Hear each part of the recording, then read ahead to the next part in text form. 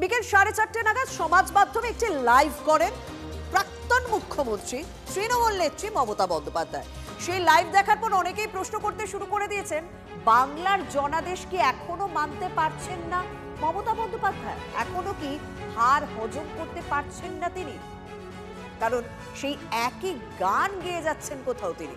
ভবানীপুর থেকে ফলতা ভরাডুবির পর সেই একই ভোট লুটের অভিযোগ করেছেন আজ তৃণমূল নেত্রী মমতা বন্দ্যোপাধ্যায়।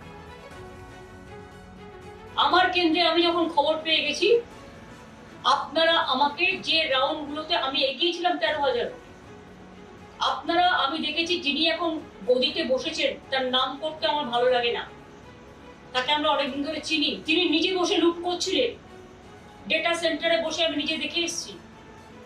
আমাকে ঘাড় ধাক্কা দিতে দিতে তাড়িয়ে দেওয়া হয়েছে, হলের বাইরে বের করে দেওয়া হয়েছে।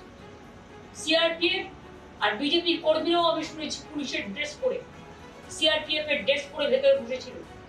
আর যারা ডেটা সেন্টারে বসেছিল তারা কিন্তু সবটাই বিজেপির আইটি সেন্টারের লোক ছিল। তারপরে রেজাল্টটা ডিক্লেয়ার করেছে, জেতার জায়গায় হারা, হারার জায়গায় জেতা।